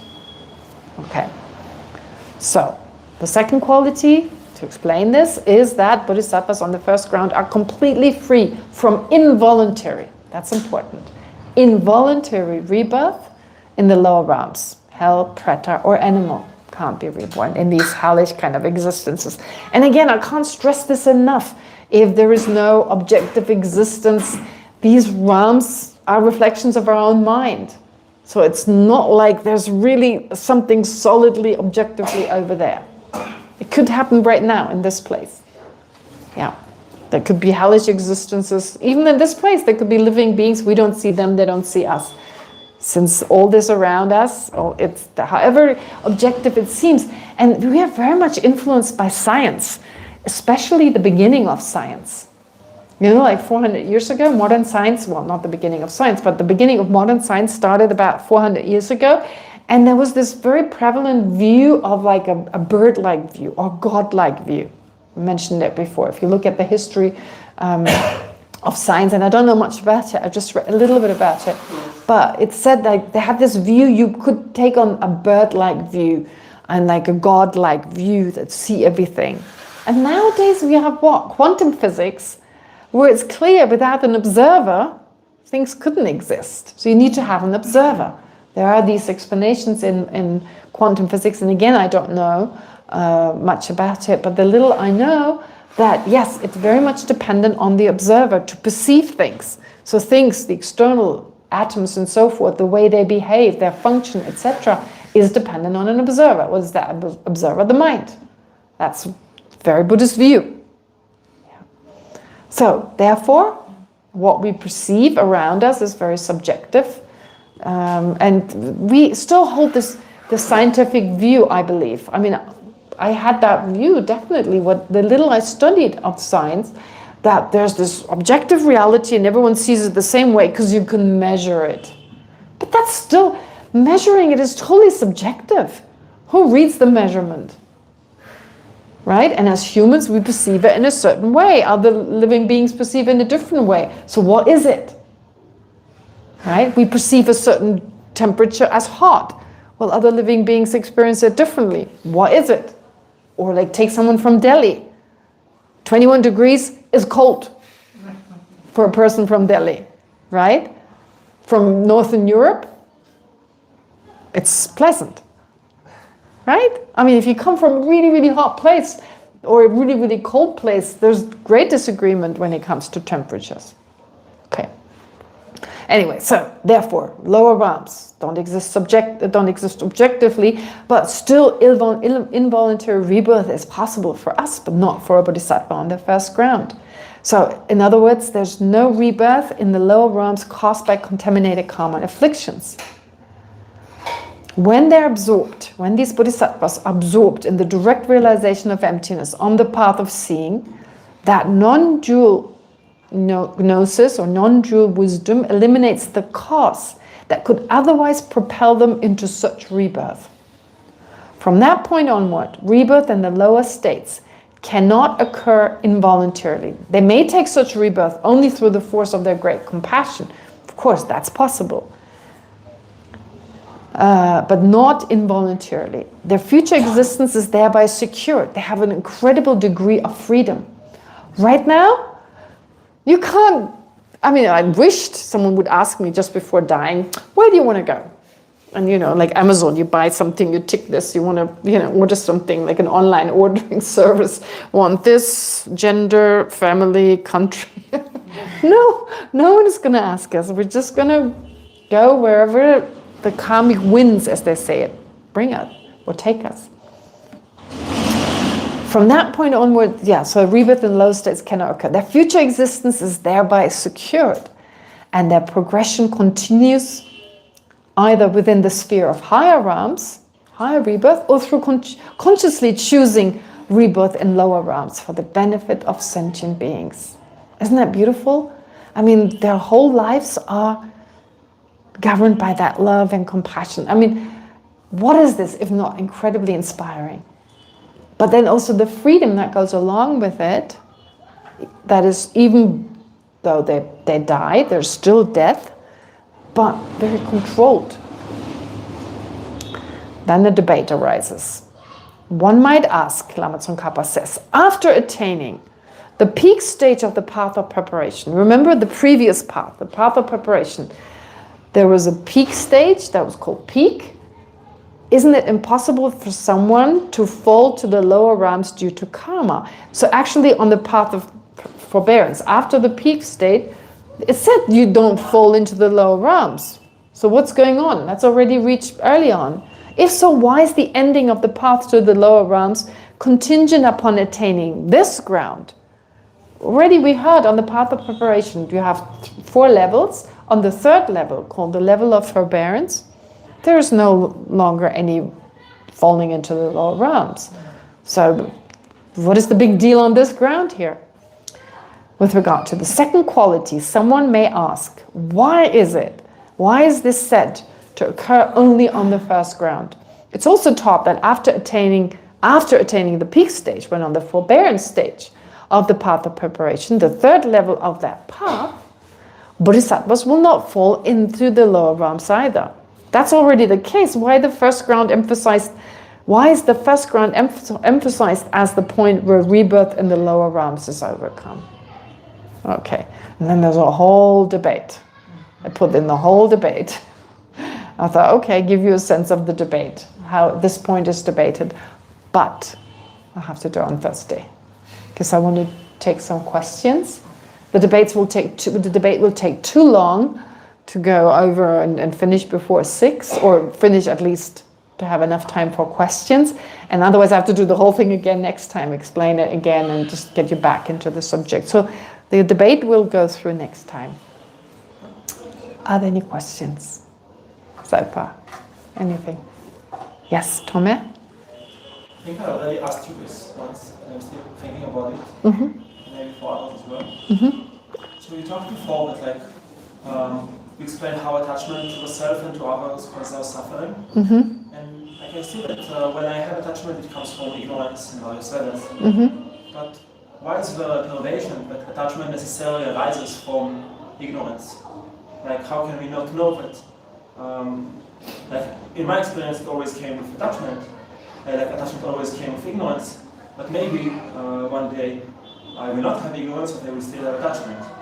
So how can there certainty in salvation? What's that relation? Okay, I'll repeat your question for the online class, for the online participants. So let me also make sure I understand correctly. So you're asking, you've learned that ignorance gives rise to attachment. But how is that correlation? How come that ignorance gives rise to attachment? Wouldn't it be possible to remove ignorance but still have attachment? Is that clear? Is that question clear? So we say usually, yes, there's a root misconception, apprehending, for instance, the inherent existence of the I, and that leads to attachment to the I. Why? Couldn't I just be rid of my misconception of reality, but I would still, due to familiarity, due to my habituation to attachment, still be attached? Well, first of all, if you remove that misconception, that root ignorance, right? Just realizing emptiness is not enough. But when you remove that, there's no longer attachment. So why is that? What is attachment attached to? That's the question. Like, the thing is that all our afflictions, the main afflictions, such as attachment, anger, and so forth, they're exaggerated minds. So afflictions, actually, they're always wrong consciousnesses. Their main objects don't exist. For two reasons. One is they add more onto the object they perceive than actually is there. So the moment you exaggerate something, you no longer perceive the thing for what it is. So either we exaggerate or we deny something that does exist, right? So either we add, we reify, or we deny. There are a few afflictions where we deny something. For instance, holding on to the view that there is no karma. Certain karmic actions, they don't lead to experiences.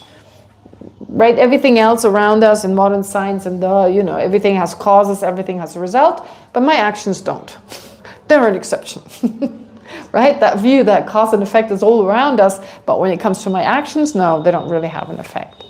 So that kind of view would be denying something from a Buddhist point of view, or that liberation is not possible. Those would be denying something which actually is possible.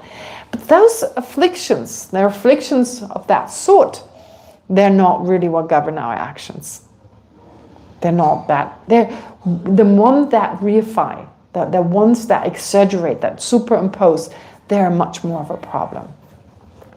So what happens is, what am I actually attached to? If I perceive the I for what it is, just labeled, what is the I? On the basis of mind and body, I label I. Big deal, right? This emotion can't arise. Like, I'm more important than you are. Huh? I'm just labeled on my mind and body, and you're just labeled on your mind and body. So there's no difference in quality there. But that's not how I look at it. I have a sense that, yeah, there's mind and body, but there's also an I. Then just labeled. Oh my God, you're kidding me? Just called I on the basis of, my body does something, so I label I do something. No, there's so much more. To me, it feels there's so much more. Like, there's this I, there's this thing there that I call I because it's always been there. It feels to me unchanging. Like I said, the I that came into this room and the I now, it seems to be the same thing. It controls mind and body, it's in charge. But even not even going into those coarser forms of like a controller, an owner and so forth, but there's really something there, that's the I.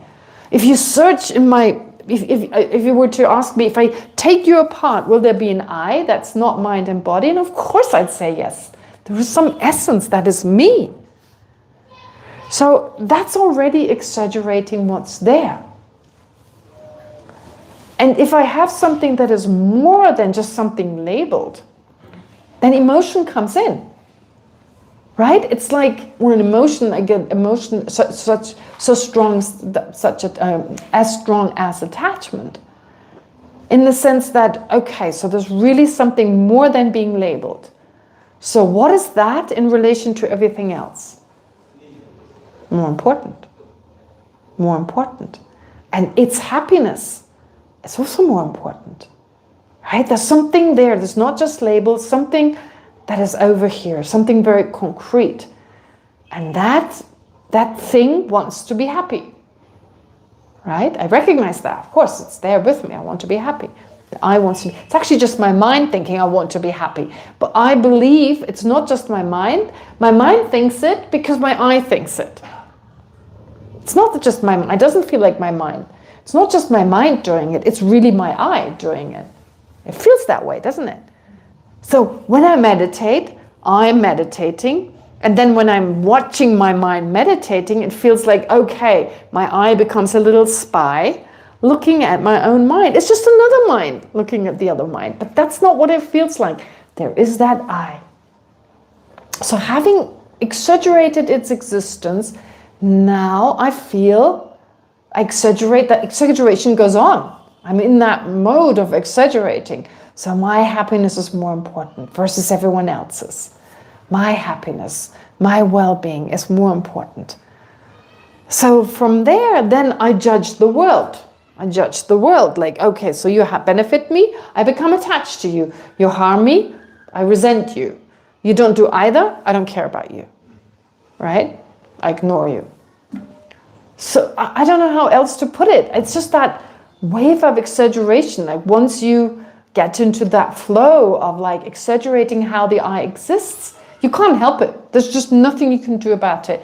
Your mind takes on through that first wave, it takes on that wave of exaggerating. It holds on to it. It perceives also like, it's not just that it perceives there is this concrete I, but also the distance between us is very concrete. It feels very concrete that you are over there and I'm over here, which is also an exaggeration. So once you create that distance, then there's me against everyone else. Not realizing that in actuality, your happiness, my happiness is dependent on yours. It doesn't feel that way. Yeah, so once you see things for what they are, just labeled, the distance between us, just labeled. You are I from your perspective. I am I from my perspective. I'm other from your perspective. So what makes me the center of the universe? We're very much correlated. You're a part of me and I'm a part of you. So that attachment to the I doesn't function, doesn't work. Which is like why ignorance is kind of like the petrol, it's the gas for the car of attachment. I can't put it any other way, but just that exaggerating faculty. Yeah. Does that answer it a little bit? So then, like, the mind still has happiness, right? The mind still has happiness when it's still. When is that? Let's say a mind which is not influenced by ignorance. A mind that's not influenced by yeah. So it still like has happiness and not happiness, or pleasant feeling, not pleasant feeling.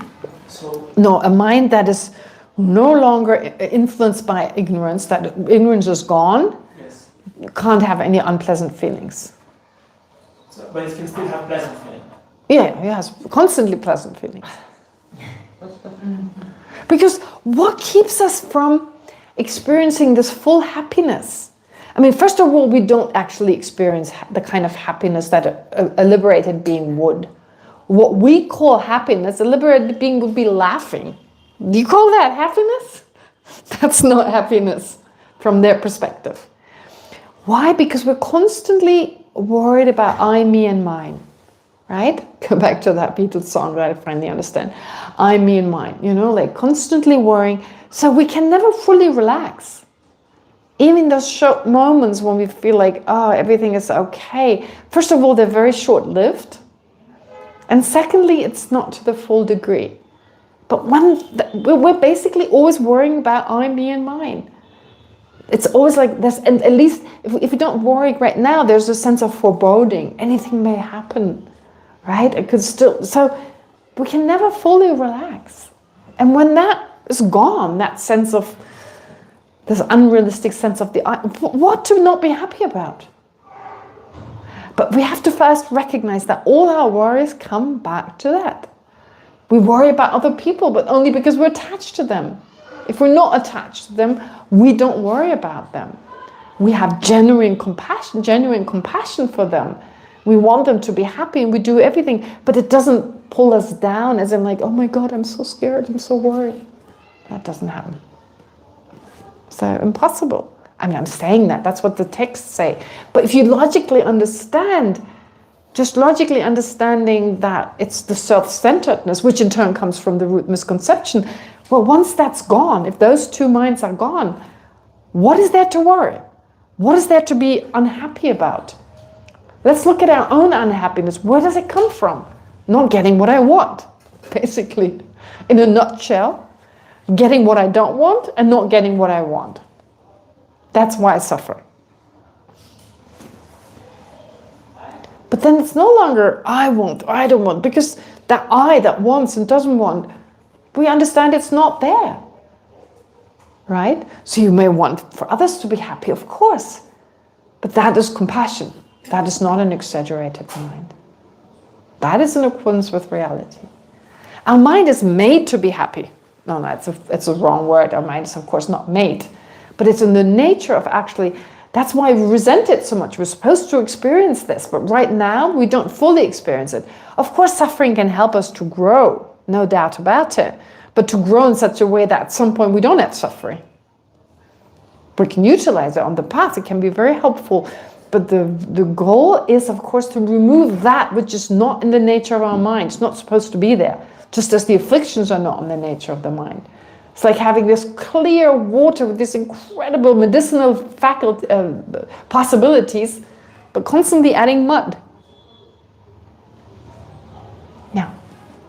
Thank you. You're welcome. Any more questions? I'm checking the messages from the discussion group. I don't know whether I ever finish answering all the questions, but let's see. Where did we get to?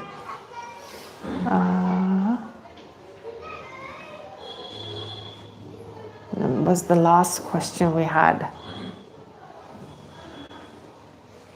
I think it was Bernd.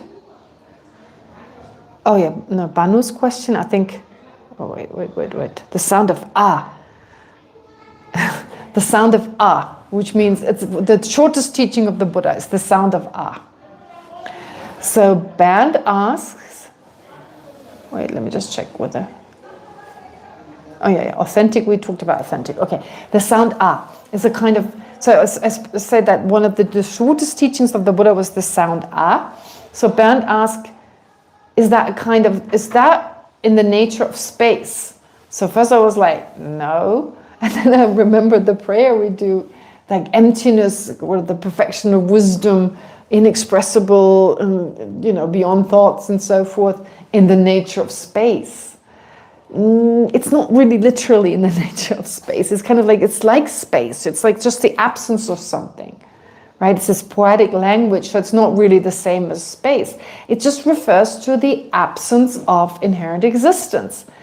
And because it connotes an absence, in Sanskrit, and even in English, like we discussed last time, or the time before that, even though because it connotes an absence, it is said that the Buddha, when he taught, some beings were just ripe, they were just ready. So when they encountered the Buddha, and they were rare, I mean, I don't think there were many of them, but at least one disciple of the Buddha, their minds were so ready, they had received enough teachings, all they needed to hear was ah, and what they heard was absence of inherent existence, right? I don't know how that works, but our minds are incredible. Sometimes, a teacher says something and you get this profound understanding and another person goes, huh? Where does that come from, right? Or you talk to two people that just attended the same teaching, they have a very different perception of what was going on. Yeah, I remember like in the past, many of the great geshes, they would always wonder when His Holiness gives a teaching, how do these Westerners understand? But then when they asked them, they were like, wow, they really understood, haven't got any background, but they really understood this and that and the other. So it's also through the inspiration of His Holiness, of course, and the level of their mind. Yeah, so a lot of Geshes were like, wow, we studied for so many years and that's what they got. That's impressive. I remember my stepmom, when his sons came to Germany in 2014, he gave a teaching, and my stepmom was always very much against Buddhism. And I kept thinking, like, as Hans was talking about emptiness, and I said things to her, but she was like, I said, everyone wants to be happy and not want to suffer, and she's like, no, I don't like to be happy. So what am I going to say? But she's a lovely person, don't get me wrong, she's really sweet, and we got along really well. But it was like, whatever I said, it was, I could never get through to her. So as His Holiness talked about emptiness, I was thinking, oh my God, she was sitting somewhere else, and I was like, oh, what is she going to think? And then I said, so how was it? She's like, wow, that was so amazing. I was thinking about this relationship I have with this person. I don't really get along with her, but then she doesn't exist the way. I was like, thank you. Right, she got it. I mean, I could have talked for hours, like no way. But His Holiness says it, it makes so much sense, you see? So there's His Holiness, and she was ready. My mom didn't understand much, but my stepmom did. Incredible. I was very impressed. Okay. All right. So therefore it's just an absence. It just expresses an absence. And for some who hear that, they understand right away that it refers to emptiness. So Banu says, the explanation of the moment Buddha realizes emptiness. No, it's not like, I got it. That's so cute. So, the explanation at the moment Buddha realized. No. It's the teaching a Buddha gave. I mean, of course, we would say like, I got it. No, but the Buddha realized emptiness, of course, before he became a Buddha. And even then, he could have said, oh, great, But this refers more to the Buddha giving a teaching, like, as in the absence of inherent existence. Then Banu also asked about the meaningful title. I've answered that already. So it's more like a name given by the Buddha, so it's supposed to inspire us. Then Bernd talks about being born into the lineage of the Tathagatas. He says, is there any sentient being that will never reach Buddhahood? The answer is no. Sentient beings will all reach Buddhahood. If not, then the real difference must be that at this point, Buddhahood has entered the range of what is predictable. So I think his argument is basically a Bodhisattva on the first ground enters the Buddha lineage. So he's saying they don't really reach the Buddha's lineage because they're already in the lineage. So it seems more like they entered the range of what is predictable. But actually, born into the lineage of the Buddhas or Tathagatas means something very specific. It means that upon reaching this particular level, they enter this special stability, as I talked about before, that are very similar in terms of a Buddha who realizes emptiness directly. So Bodhisattvas realize emptiness directly, and Buddhas do too. So there's this special stability of their mind. It doesn't mean that others lack the potential for Buddhahood just because they've not entered that lineage. So all sentient beings have that potential to become Buddhas, and no one is excluded from that. But the distinction is that all have the potential, but the progress is uncertain. Right now it's uncertain. I mean, come on, we don't know how long it's going to take. Once you reach that level, the degree of certainty is much greater that this is going to happen relatively soon. Then we spoke about the Heart Sutra. Remember the Heart Sutra? Where it says, at least in the version that I'm most familiar with, the Tibetan version I'm more familiar with, there's different Tibetan versions, definitely. When Shariputra asks Avalokiteshvara, how should a son of the lineage practice who wants to realize emptiness, in other words? How should they go about? So, leaving out women. In some versions, especially in English, I've heard they include how should a son or a daughter. But I like this version because then Avalokiteshvara says a son and a daughter, stressing this. And I thought it was interesting because it was definitely reflected a view prevalent in India at that time, from non-Buddhist schools as well, that spiritual progress was more something for men. I mean, men, even nowadays, become sadhus, leave their home and follow a spiritual path. I don't think women do this. And I mean, maybe some, but it'd be dangerous actually to travel for them in the same way as men did. So the point is, therefore, women had a very low position when the Buddha came. Of course, they were given certain freedoms to be able to become nuns, but that didn't mean that the Buddha was able to overcome or get rid of any kind of misogynist view.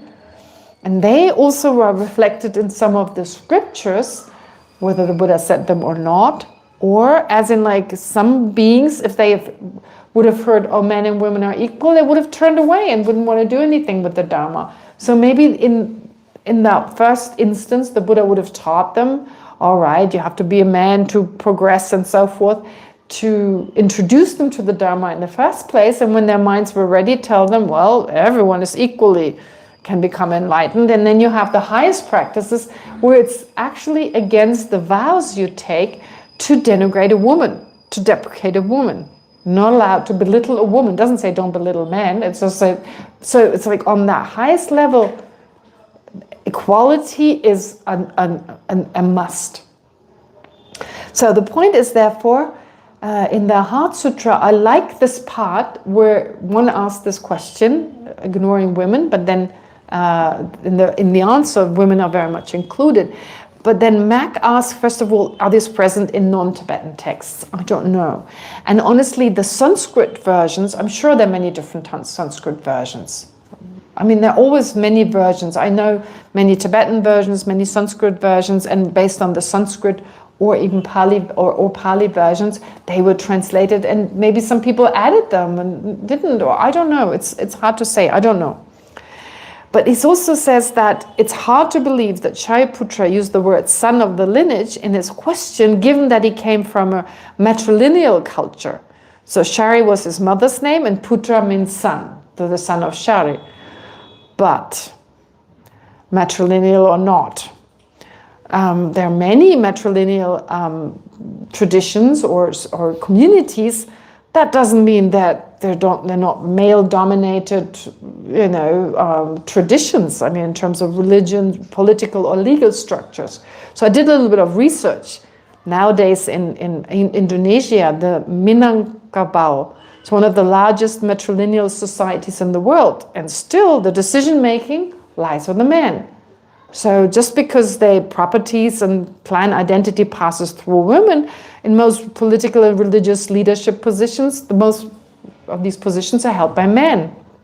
Then in Kerala, in South India, you have the Nair, I don't know whether I pronounce it correctly, again a matrilineal tradition. But although women own properties, but men, uncles rather than husbands, act as the formal heads of the lineage and hold ritual authority. So it's not all equal just because of these matrilineal. And so in China you have the Mosul. In ancient Egypt you had again these matrilineal kind of traditions. Royal women were crucial for the dynasties. But most pharaohs, priests, and high officials were male, and so on and so forth. So I don't think that necessarily means that women have more rights. But on the other hand, he is right. I think as a great practitioner, Shariputra, if not fully liberated, he would have a sense of equal rights. And then Mark later on says, it says, due to the Buddha's power, or the Buddha's inspiration, Shariputra said. So there are a lot of things when the person, him or herself, doesn't think that way, and still they express it for the benefit. I mean, just to, inspired by the Buddha, he may have may have left out women, possibly, if this is the original version of the text, to then for Avalokiteshvara to stress women, of course, are involved as well. I don't know. But yes, so I think he makes a good point here about the Buddha's inspiration. And then Bernd has this issue about how can you perceive I if you don't perceive other, right? Because I and other depend on each other. But just because they depend on each other, if you perceive one, do you have to feel the cold if you perceive heat? Do you have to perceive dark in order to perceive? Do you have to perceive short in order to perceive long? Right? You don't have that. I mean, they do depend on each other. You can't have short without long and long without short. You can't have warm without cold and so forth. They're dependent on each other. I and other are dependent on each other. But that doesn't mean when you perceive one, you have to perceive the other. So I don't see there's a problem in that. They're highly dependent. He's absolutely right. But I don't think, there's you don't need to know one in order to know the other. But then later on he says, you have to know other because in order to know I, you have to know what is not I. That is true. In order to conceptually, to understand I have to exclude everything that is not I. That's true, right? To be able to perceive this cup, I need to know what it is that is not cup. That point he's absolutely right about, conceptually in particular. That's something about how the conceptual mind perceives things. It's called a mind that engages via exclusion. Not like a direct perceiver, everything appears to it, just as it is in front of us. Everything is exaggerated, but a lot more than when you talk about a conceptual mind. When you think about your mother, then just anything that is not your mother is excluded by that mind and her main characteristics appear, right? So it engages via exclusion. When you learn about Buddhist psychology, there is an affirmative kind of mind, such as a direct perceiving eye consciousness. Just everything that is part of, what's around the cup appears to the mind, with all its details appears to the mind. That's not true for a conceptual mind. So he's right, yes. When you perceive the I with the conceptual mind, you exclude anything that is not the I, but not others. Others, it's just in general, just not what is not I is excluded by that mind. That's correct. But that doesn't mean you have to know others. So in a sentence, after a few messages, he added that, and I totally agree. Mano asks, is there a diagnostic method to measure what ground you're on? Kind of like to check your temperature. Oops, good news. No, unfortunately, no. I guess like your teacher would know if you, once you reach these high levels, you very much depend on a teacher. You follow the advice of a teacher. The ego is so reduced, you're ready to do whatever they tell you. And they can, through their insight, usually a qualified teacher is on a higher level. Just as a high school teacher can tell, a student in the, first grade of high school, oh, you're doing well or not, right? They themselves couldn't tell, not necessarily, but they can. But I think also on that level, your level of insight, your level of introspection is such, you can kind of sense. When you realize emptiness directly, for instance, the clarity of that perception. I'd be surprised that they rise from the first meditative equipoise on the path of seeing, or the first ground, like, what just happened? Where am I now? I don't think so. I'm pretty sure, just to say it in simple terms, they know they reached that particular state. Okay, I think, I've got a little bit more time. It's actually 6, but I include, because I never finished those, and we've got only one more class. Okay, this was Jimmy's. Oh, right. This one I won't be able to complete, but it's an interesting question from Jimmy. So I'm just summarizing it because it was really long. So he begins by citing the Buddha's advice to test the Buddha's words like a goldsmith. Okay. And with that in mind, he points out that he sees it as a contradiction in some Mahayana explanations, as he says, that present sensory perception as entirely non-conceptual. He argues instead that a great deal of conceptual processing is involved in every sense perception, especially vision. Since the raw visual field contains no depth, the experience of distance is a conceptual construction added by the mind. For him, this is important because without that conceptual overlay, the sense of being a separate observer disappears. He knows that the Theravada Abhidharma aligns more closely with this view because it teaches that each sensory perception is followed by multiple mental cognitive events. All right. Now, Bernd answered to this, okay, but even more directly. First of all, I've talked about this on several occasions. Our conceptual mind influences our sense perceptions. But that doesn't mean that the conceptual mind is a direct perception and the direct perception is conceptual. They're different minds. They function differently, but they don't function in bubbles. They do function in interacting with each other. So the conceptual mind does influence what we see, absolutely. He's talking about the Theravada Abhidharma, which doesn't say the conceptual mind precedes the sense consciousness, but it says after the sense consciousness, mental consciousness arises. That's what is in this tradition the same thing. In order to, when you see something, for instance, you see a cup, first I see a cup with my eye consciousness, but then there's a mental consciousness that also apprehends the cup. Right? There's the thought, oh, there's a cup, it's a nice cup, it's a beautiful cup, it's my cup or not. That's not the sense consciousnesses. The sense consciousnesses clearly apprehend the shape and color of this cup, and then the mental consciousness thinks about it. So, of course, the sense consciousnesses give rise to mental consciousnesses, many different ones. I mean, sometimes it's just, oh, there's my cup, and that's the end of it. But sometimes a whole story arises. Someone says insulting words. Oh, for the next hour, conceptually, we are really busy thinking about what they said. So multiple mental consciousness.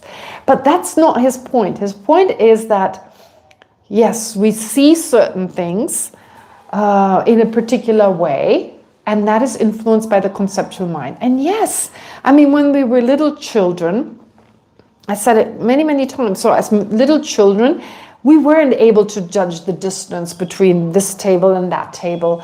And sometimes when you throw like a ball at a child, and they catch the ball after it hit their face, kind of like, they go, ugh. I'm wondering whether that's just not being able to measure the distance, to guess the distance. We are much better at the ball is walking. We can see the force of the flinging or throwing the ball. We see it coming towards us. We can kind of measure. We know roughly when we need to grab it. Through experience, it gets better. And that is all conceptual. As children, we haven't learned that yet. We cannot measure, for instance, the distance from here to here, and then the shades and so forth, and whatever else. There's certain clues that allow us to judge, okay, from here to there's a table, I have to walk around it, etc. Children can't do that yet. But it is through conceptually labeling the world around us slowly, right? That conceptual labeling, etc., making sense of the things around us, enables us to see things in a different way. We don't see things as children. And I mentioned the blind person who was cured of their blindness. They could see, but they couldn't see. They thought, I don't know, some sign on the highway was coming towards them, but in actuality, they were just driving underneath it. We know through experience. So I don't think we see certain things unless we have a concept of it.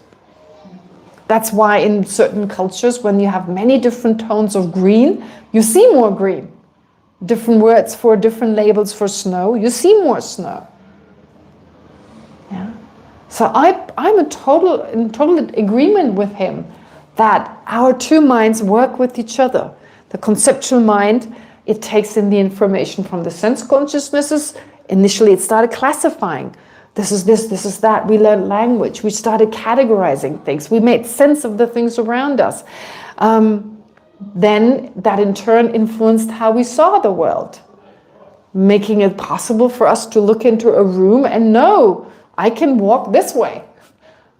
There's some checkered kind of whatever, pattern in front of me, but that's not coming towards me. It's flat. I can walk on it. That's only because the conceptual mind has learned to do that.